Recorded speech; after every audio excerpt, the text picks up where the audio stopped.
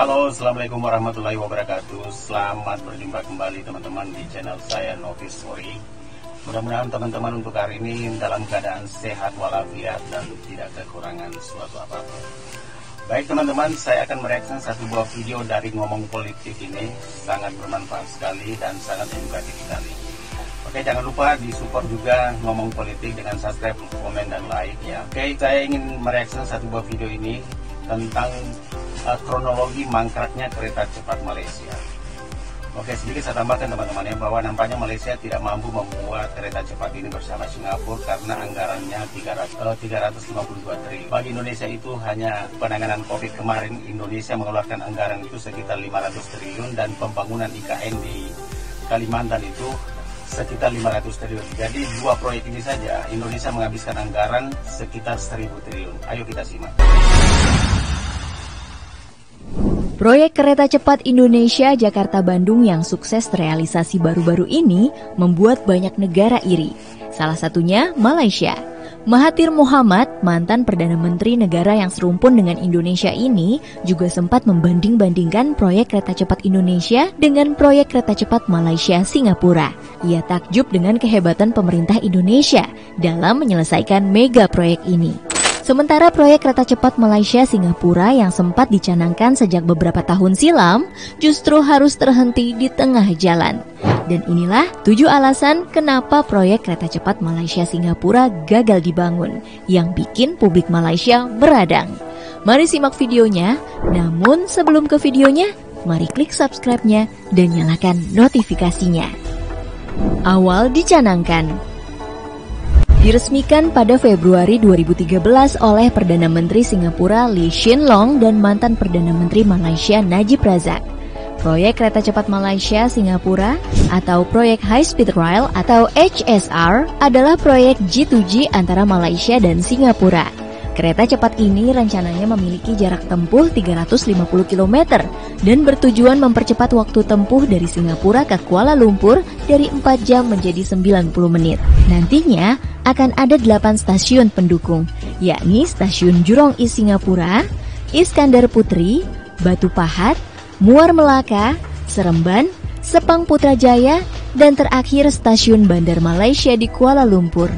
Kabarnya proyek ini menelan anggaran yang sangat fantastis, sekitar 25 miliar US dollar, atau kalau dirupiahkan setara dengan 352,89 triliun rupiah.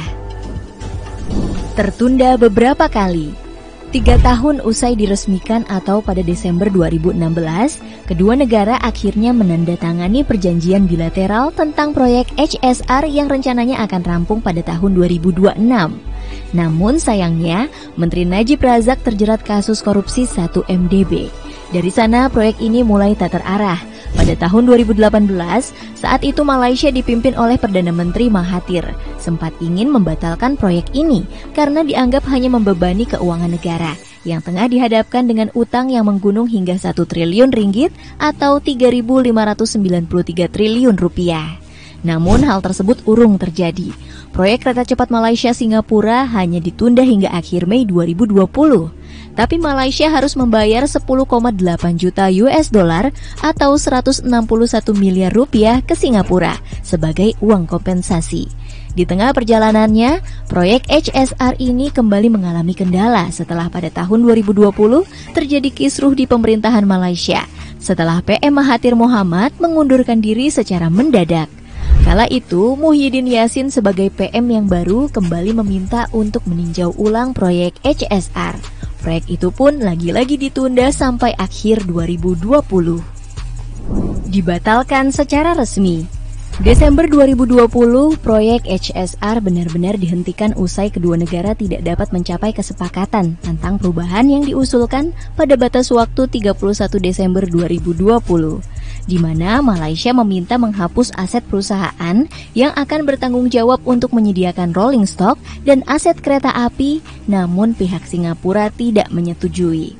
Selain itu, Malaysia juga ingin jalur kereta cepat tersebut terhubung dengan Bandara Internasional Kuala Lumpur, yang kemudian juga ditolak oleh Singapura.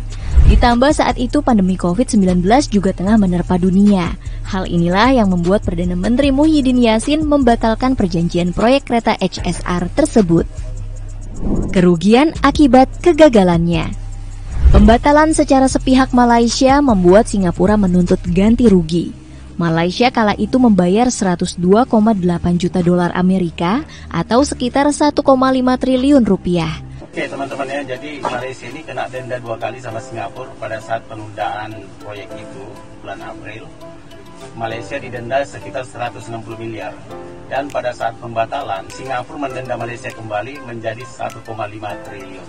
Karena Singapura sudah mengeluarkan dana 2,88 triliun. Jadi Malaysia sudah kena denda 2 kali teman-teman.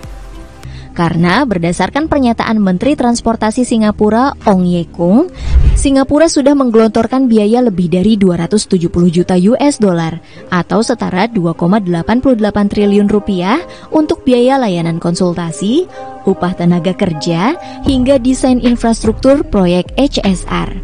Di lain sisi, mantan Perdana Menteri Malaysia Mahathir sesalkan pembayaran ganti rugi tersebut.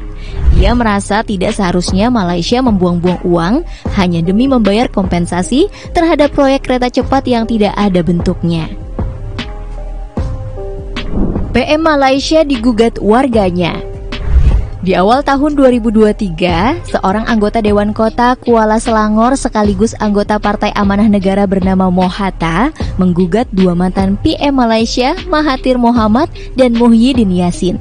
Tanpa mewakili partainya, ia menuding Mahathir yang kala itu menjabat sebagai PM telah melakukan perbuatan melawan hukum karena menunda proyek kereta cepat Malaysia-Singapura hingga membuat Malaysia harus membayar 46 juta ringgit ke Singapura.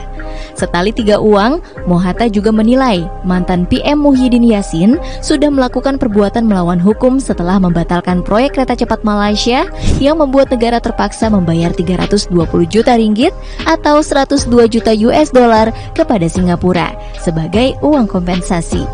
Bisa dibilang kegagalan Malaysia di proyek kereta cepat tak terlepaskan dari kebijakan Mahathir dan Muhyiddin. Jadi tidak heran masyarakat Malaysia banyak yang mengkritik dan tidak suka dengan 2 tokoh tersebut. Oke, jadi sedikit ya saya kasih perbandingan keuangan antara Indonesia dan Malaysia. Indonesia untuk penanganan COVID itu mengeluarkan anggaran sekitar 500 triliun. Dan pembangunan IKN sekarang ini yang ada di Kalimantan itu 500 triliun. Jadi totalnya itu kalau dikalkulasi menjadi 1000 triliun. Sedangkan Malaysia sendiri hanya untuk membangun kereta cepat itu 352 triliun, mereka tidak mampu. Jadi teman-teman di sini bisa membandingkan antara kekuatan ekonomi Indonesia dan Malaysia yang mana yang lebih kuat. Rencana menghidupkan lagi proyek. Baru-baru ini pemerintah Malaysia di bawah rezim PM Anwar Ibrahim berniat untuk menghidupkan kembali proyek HSR. Bahkan beberapa waktu lalu Malaysia lewat BUMN-nya My HSR Corp menyatakan bahwa mereka sedang mencari investor dari pihak swasta untuk membiayai proyek kereta cepat Malaysia-Singapura. Namun pihak Singapura sejauh ini belum memberikan tanggapan terhadap rencana tersebut. Meskipun demikian, Singapura diprediksi akan menyetujui mengingat setahun lalu Singapura juga memberikan sinyal positif perihal pembangunan kembali proyek HSR yang sudah terhenti 2 tahun tersebut. Malaysia sanjung Indonesia. Kegagalan proyek kereta cepat Malaysia-Singapura membuat mantan PM Mahathir buka suara. Ia menyebut Malaysia seharusnya bisa mencontoh Indonesia yang berhasil membangun kereta cepat Jakarta-Bandung. Hal senada juga diungkapkan pencetus proyek kereta cepat Malaysia-Singapura, yakni mantan PM Najib Razak. Dalam setiap cuitan di media sosialnya, ia kerap mengomentari kemajuan Indonesia. Salah satunya keberhasilan proyek kereta cepat Jakarta-Bandung yang menurutnya sangat luar biasa. Bahkan tak sedikit juga netizen dari negeri jiran kagum dan menyebut Indonesia saat ini selangkah lebih maju dari negaranya. Malahan ada yang berseloroh, seharusnya Perdana Menteri dan pemerintah Malaysia malu melihat keberhasilan proyek kereta cepat Indonesia. Harus diakui saat ini pembangunan infrastruktur Indonesia setingkat di atas Malaysia. Lebih-lebih kinerja Presiden Jokowi yang luar biasa dalam membangun berbagai infrastruktur, termasuk kereta cepat Jakarta-Bandung adalah satu hal yang mengejutkan publik Malaysia, yang selama ini selalu menganggap Indonesia berada di bawah mereka. Mungkin ya, satu video yang sangat bagus sekali untuk kita tonton ya, sangat mengedukasi sekali. dari Ngomong Politik. Jangan lupa di subscribe, di komen, di like ya channel Ngomong Politik dan juga channel saya Novi Story. Baik, teman-teman bisa membandingkan tadi antara Indonesia dan Malaysia bagaimana kondisi ekonomi kedua negara saat ini. Terima kasih banyak. Saya ucapkan wassalamualaikum warahmatullahi wabarakatuh.